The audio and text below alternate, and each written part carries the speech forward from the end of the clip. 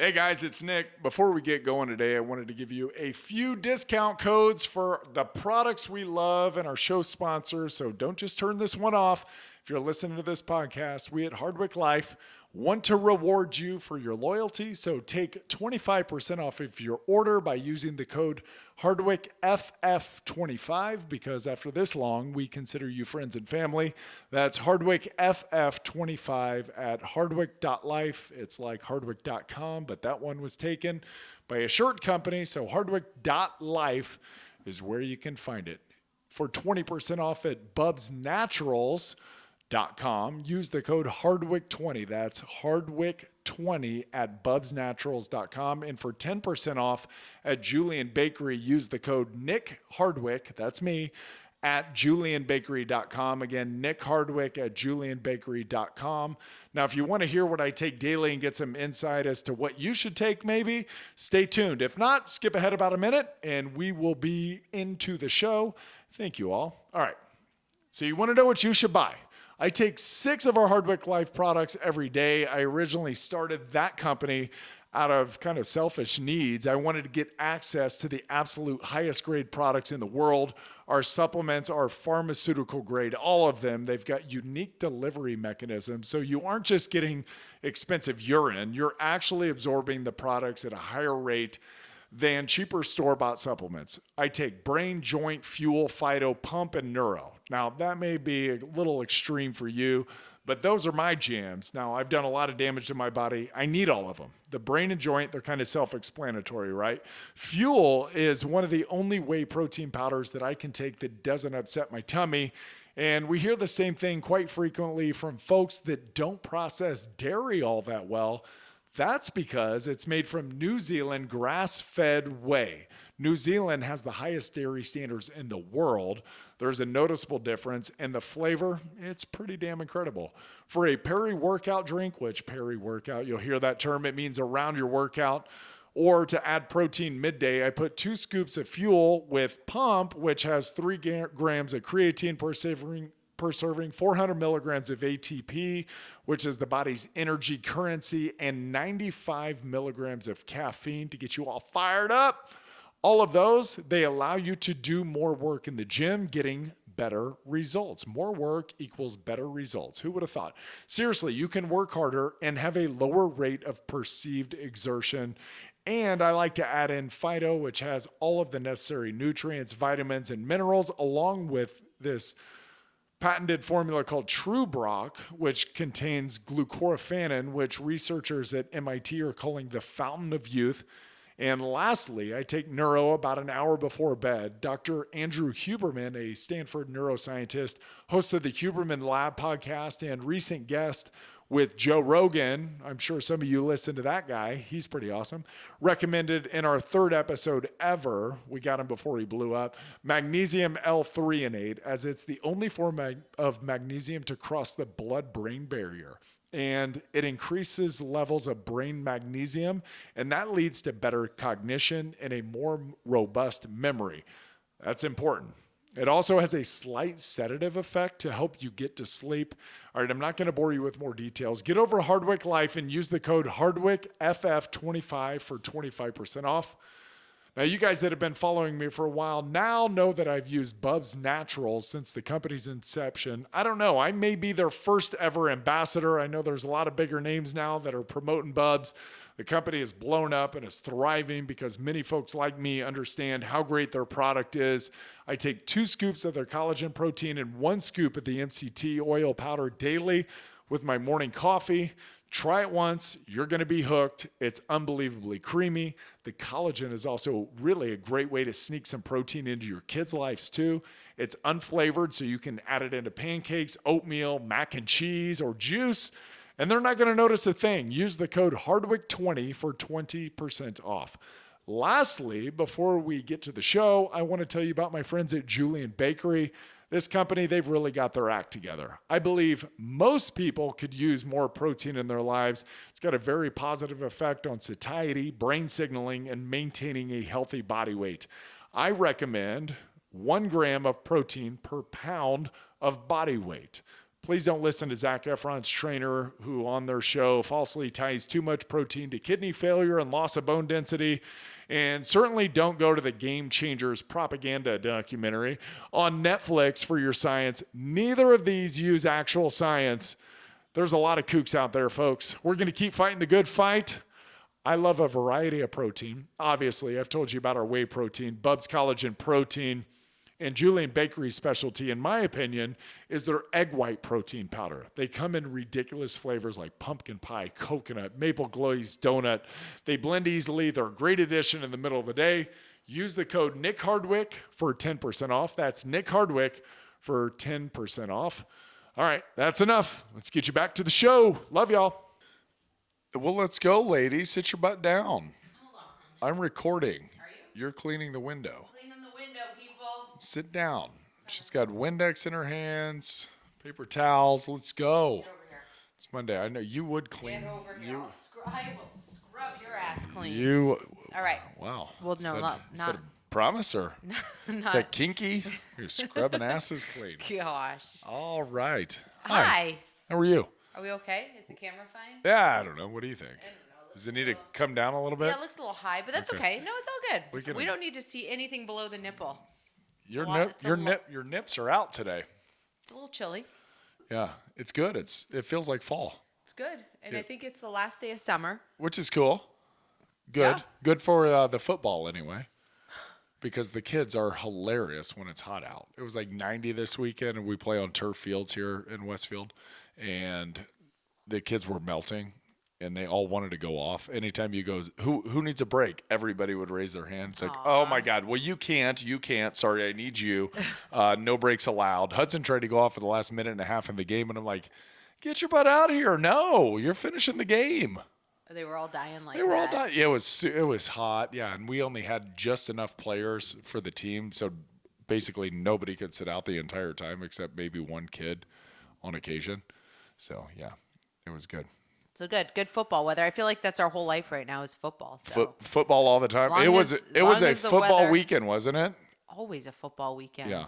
And we check up on some of the guys, the high school guys we know on Friday. And then on Saturday, it's the kids. Teddy's at 10 with the second grade team. And Hudson's with the fourth grades at 11 until 12:30. And then we come home and watch Purdue get their butt beat by Notre Dame. And then Sunday's all ball.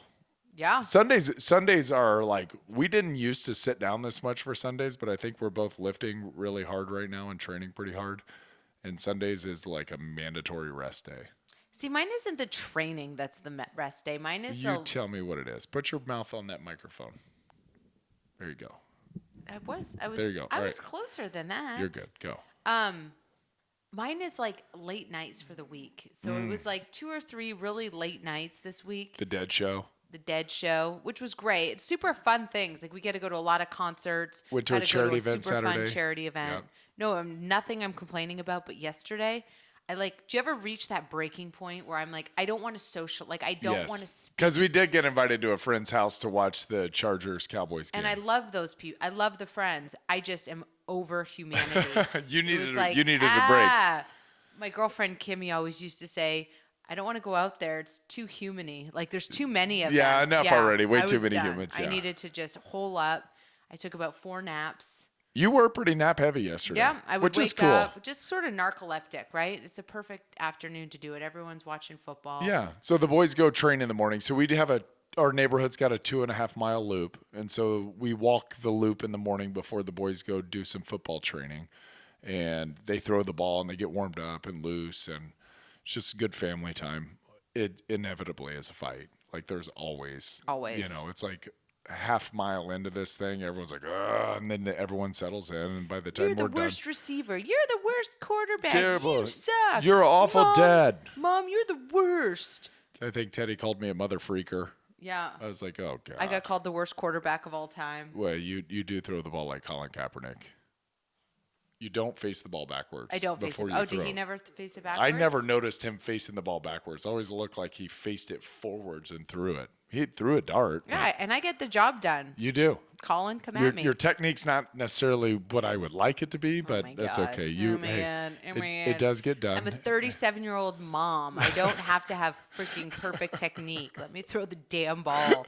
You're just like your kid. Oh, Gosh. which kid?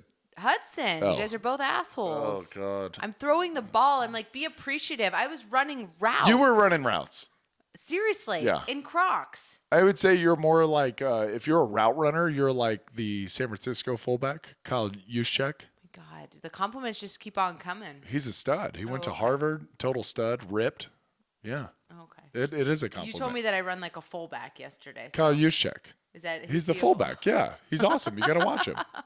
I'm telling you, he's awesome. I know a girl doesn't want to be called a fullback. I don't think like even if you mean it in a What do you loving way, think- Hey, do it's you- just kind of crappy. Let me ask you, do you think any guy wants to be called a center? No. I wanted to be a quarterback. I wanted to be a receiver. I wanted to be a running back. I wanted to be a defensive end. I wanted to be a linebacker. I could have been couldn't have been anything but a center. But here I am. I'm a center. And it's just, you know what? and I guess I'm a fullback. It's all good. And here we are. It's all good. Yes. You didn't join us last week on the podcast. It was solo dolo time. And I got talking about winning and losing because I put out a post like with me talking to the second grade team after a game, winning and losing. For me, it's not super important, especially with seventh graders. They're seventh graders. I don't really. Seventh? No, Or you're saying it wrong. sorry, second graders. They're 7 years old. Yes. Sorry, don't get so mad. They're second graders, 7 years old. Winning and losing certainly is not the only thing. Right. At that age. And I was arguing that it's just a data point. Like, hey, we're on track, or hey, we're not on track. We need to work some things. It's like, and that's how I view youth sports in general. Is like, these are data points. These are check-ins, winning and losing. Of course, we're all keeping track. I feel like everybody's naturally keeping track of wins and losses as they go through their day. That's what we've been taught as humans to do. But if that's the only thing that we're getting out of the sport, we're really missing out on the essence of the sport, the juice of the sport. And we got to witness it kind of in full effect this weekend, didn't we? Oh my gosh. Man, it's like, you can't get enough. I didn't realize. I didn't realize the craziness that is youth football. Oh, man. Yeah. I mean, we've been in a lot of sports, but I think Yeah. that this takes the cake. I again, give grace, right, to people. I think it's very hard as a parent to watch your kid get hit. So that is one thing. It's emotional. And it really does. It like cultivates something in your like core where you're like, good. Like it's hard. It's a very primal sport. Yes. You are physically trying to impose yourself onto somebody else. It's incredibly So primal. I guess that being said, even though they're 7 years old, when you're watching, little Johnny or Danny Yeah. or whoever's playing out there, yeah. and you see him get hit, it's something inside of you because I feel it too, and it's like a It's protective deep mechanism. breath, swallow. Okay, he's okay. But it's you know what I mean? So Yes. I will say that And then is my beyond- one little grace thing for That's right. the adults. But parents, you need to get your shit together Get it because we together. witnessed out of controlness in second grade. Yeah, we got to get it together, folks. Get it together. We got to get it together. And here's the thing. It's like, it's not about you. It's not a hit on your ego as a parent if your kid has a bad play or gives up a touchdown. And it's not a boost to your ego if your kid has a touchdown or gets a big hit. It's the kid's life. It's him, right? And what I argue is you've got all of these cool moments that happen in youth sports, and I don't really care what sport it is. Football is just so freaking volatile with the emotions and with the physicality and with the impositions of will, and like you can see it being expressed. But it doesn't matter. It's the way that you navigate those wins and those losses with your child and help frame them with some perspective.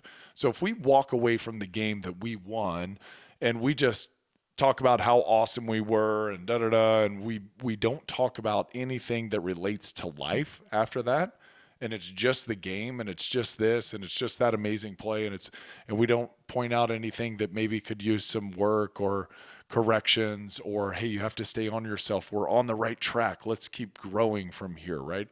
Like if you don't address those and you don't put them in a frame for a 7-year-old, for a 9-year-old, for a 15-year-old, I think it's the head coach of an NFL team's job is to package those moments up, those big moments, like field goal kicker makes a big one to end it. We fumble at the critical time, we lose the game.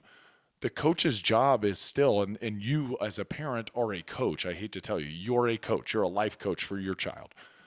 Your job is to put perspective on those moments and help them frame them in a positive way that gives them mental grace. Like you were saying, as parents, you're giving parents grace for getting wrapped up in it, but you have to give the kids some grace or some confidence or momentum or a lesson that we can learn from. And teachable moments happen all the time in youth sports, but you have to really watch for them and remove yourself emotionally from that so you can be aware of what's happening. Because when you get caught up emotionally, you lose all of the cool things that are happening besides the winning and the losing, or besides my kid getting shoved to the ground or my kid shoving somebody to the ground. And my God, there's more than that.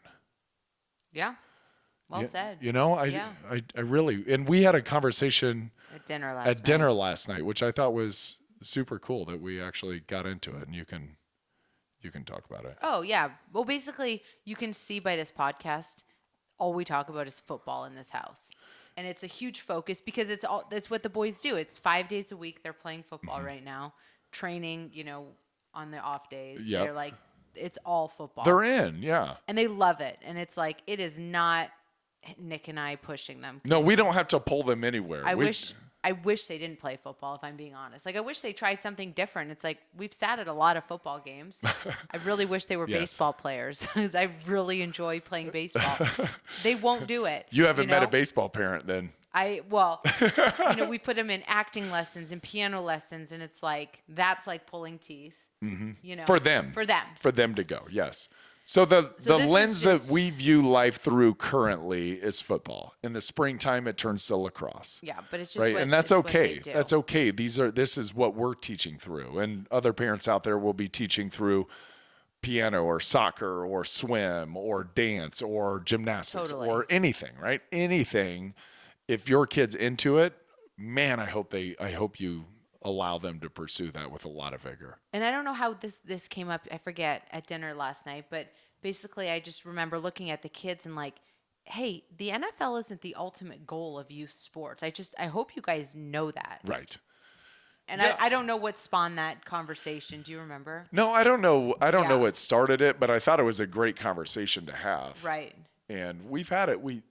I feel like with kids, you have to tell them things 10, 15, 20 times, and it's like water torture. Eventually you're going to give them the mind and the perspective and the lens to look at life through that you're hoping to give them. So they're resilient, so they're tough, so they're respectful, so they're kind, so they've got a good worldview about them. You certainly hope that's what you're giving them. And this conversation has come up before, and it's like the greatest reminder is, if you don't make it to the NFL, it's fine. If you don't make it to college football, that's fine. If you don't start on the varsity football team, if you don't make it to high school football, it's fine. It's fine. Yes. And part of it is we live in a really nice neighborhood. Look around this neighborhood, boys. How many people played professional football? One did, right? And what does everybody else do? And who have bigger and nicer houses. They have bigger houses, nicer houses, nicer cars. We live virtually the same life as somebody who does something completely different that wasn't a professional athlete. So, it's like, it goes back to don't get caught up in the winning and losing. It's how you handle it and how do you put yourself in a great position to succeed the next time, right? Or if this outlet runs out, let's go around it. Let's find a way, and let's find something that's going to allow me to be fulfilled and successful at the same time. Right. And I thought that was a great conversation. Totally. Sports is just a microcosm of the world, right? Yes. And that's the whole goal of youth sports, I think. And when you really take a step back, why are we investing all this time and money and effort into the kids?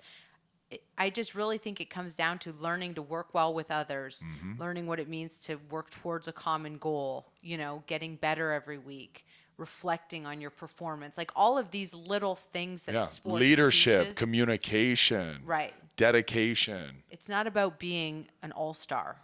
Yeah, or standing on top of the mountain with your hands in the air. Right, Yeah, right. of course, everybody wants that. Of course. Yeah. Of course, man, that would be fun. But that's not what it's about. It's really not what it's about. Yeah. It's you have, and this is why everyone gets their kids involved into this, is to see your kids work at an early age before they're able to actually join the workforce.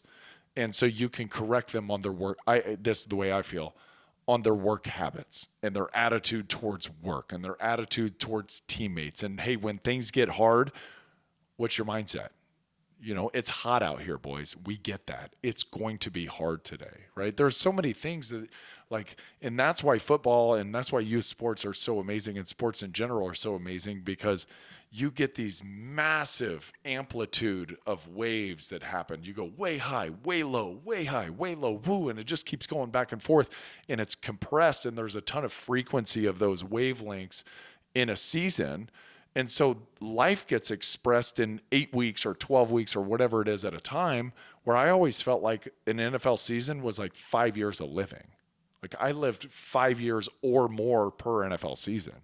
And so you got to get all of that wisdom out of those seasons and those games and those really hard weeks and training camps. You got to take all the wisdom from those moments where you had to continually tell yourself, keep going. You're going to be fine. Like you got to get back out there. I know you gave up a sack. You got to find a way to get a better snap. You got to find a, it's like all those things.